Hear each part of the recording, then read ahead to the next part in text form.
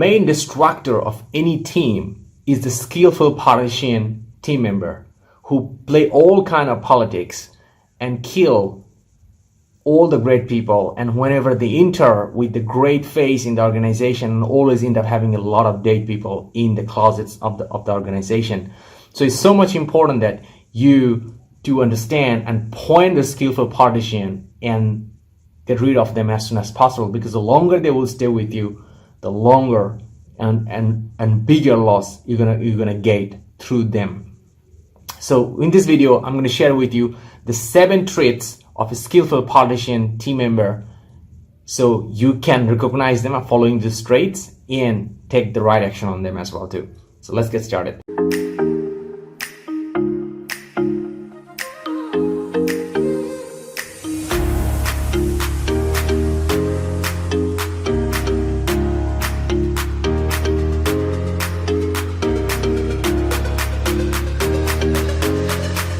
What are the skillful politicians? The skillful politicians are extremely hungry and they are extremely smart, but they're absolutely not humble. So in their work and everything they do in their life, in the company, everything they do is only about themselves.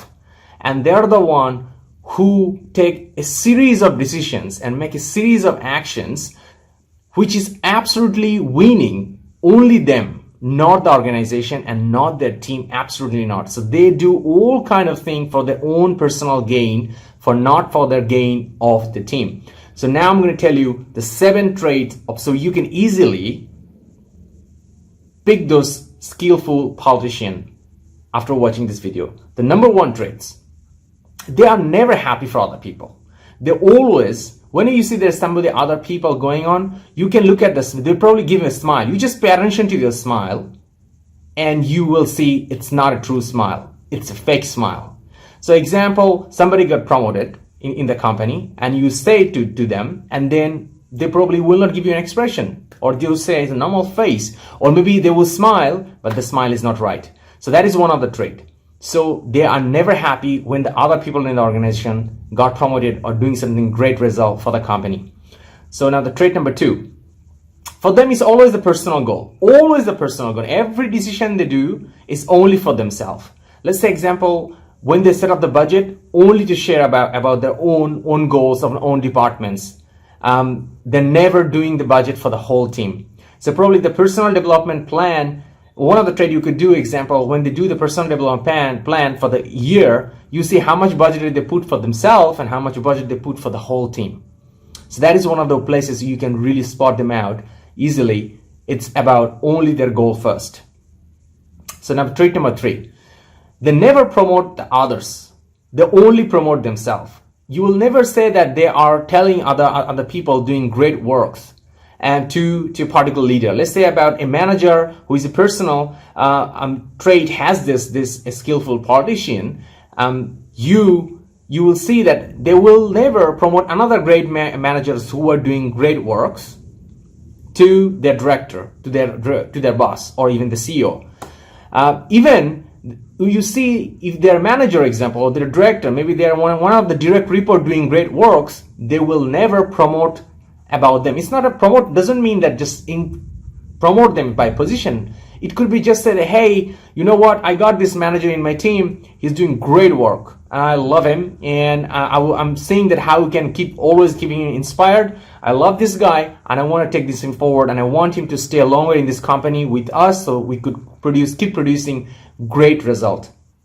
So that is one of the example when a great leader does it, and that's a skillful politician never does it. So this is one of the trait as well too. So now the trait number 4, they actually promote the wrong people. So you know that probably they will do the opposite of that. So this is where you see, you know, somebody's a manager and that person is a skillful politician. Among all the other managers, the one who are doing really bad or struggling and not performing well, this person will promote them. They say, oh, that guy is doing great works. Or maybe a director has a 6 direct report and one of the managers is the weakest. And they will say about the weakest manager, oh, he's doing great work. No worries, he's doing great. All fine. it's a very confusing and very wrong information for the organization, because that person who is not doing really well, getting praise, one thing gonna have that the person will not take the right feedback to improve themselves, and also the top management getting a wrong information about that person as well too, and also not getting the right support as well, so that person can improve as well too. So that was the trait number 4. So trait number 5, their focus is all about their own decision. They just only care about their own decision, and they only wanted to push for that.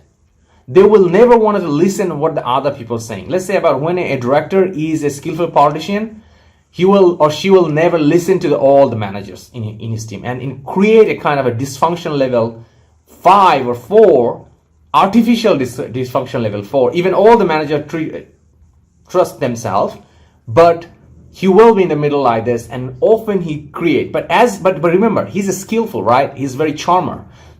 He's smart, so he will create this situation. Not all the time, but if you pay attention over time, you will see that kind of patterns coming into it.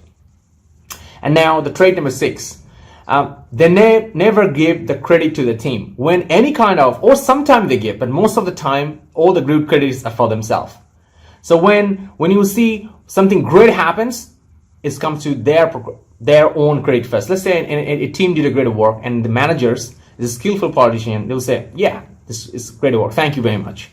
They will never say, actually, team, that person also worked with me and they did a great work together, and it's a combined team effort. A director is going to do the same as well too. But if there is a bad thing happening in the team, then they will immediately say, or a little while he will say, okay, that was a person in my team, he did the bad work, and it is his responsibility, and he break all things apart. So now we need to take action against him, and do you have any solution? They will actually raise questions for that people to give feedback and take action about him too. So that is called skillful politician trait number 6. They always give the credit for themselves, and any kind of negative credit for them. Actually, not always. They're skillful, right? So sometimes they actually try to do a balance too. But in deep down into the heart, all the good credit for themselves. So now the 7th trait.